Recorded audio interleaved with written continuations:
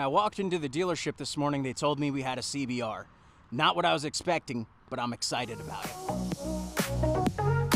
Ooh, yeah. Ooh, yeah. Sunset fading.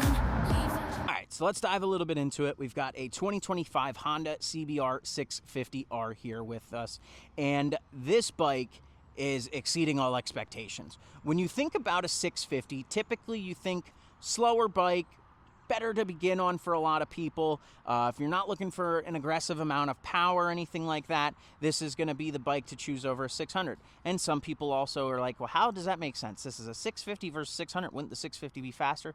Typically not, because your 650s are normally going to have a 2-cylinder engine, which distributes power much differently than your 4-cylinders. This is still a 4-cylinder, an inline 4 here from Honda on a 650. Now, I absolutely think they killed it with this bike.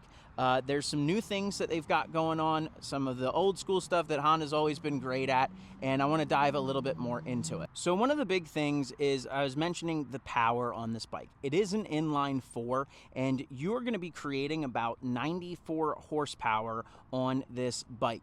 Comparing that to something like the CBR650R, it's going to be making around 118 to 120 horsepower. So you're not sacrificing that much horsepower bumping to the 650R.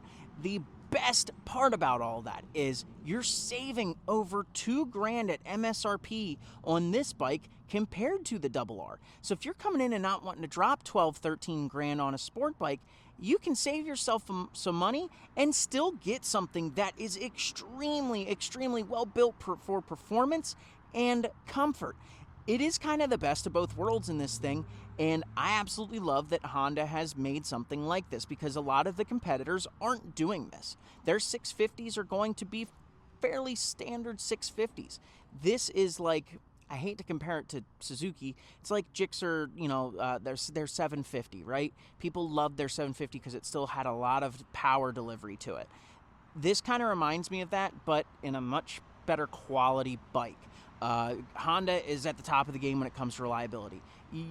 Everyone's parents probably told them, oh, for your first car, you should probably buy like a Honda Civic or something like that, because they'll last you a lifetime.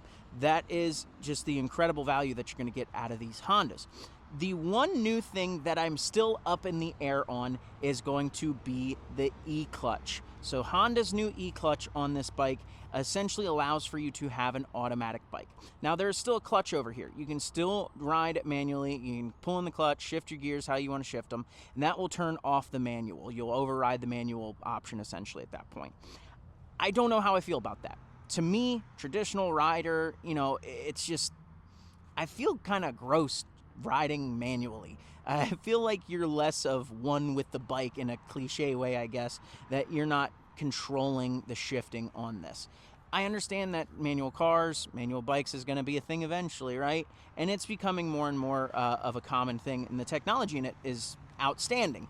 But I still am kind of up in the air on it. I think that it might be really, really good for beginner riders. If you're looking to get your first bike, and the fact that, well, you don't necessarily have to learn how to use a clutch, you should still definitely do that. But the fact that you can still ride manually from start, stop, shifting gears automatically, everything, it's just, that's kind of a good little selling point. And they also have that on their CB650, which we'll do a video on later.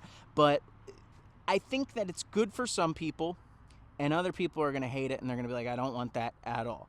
Which, the fact that you can override it by just manually pulling in the clutch yourself is still a good thing that they've done there.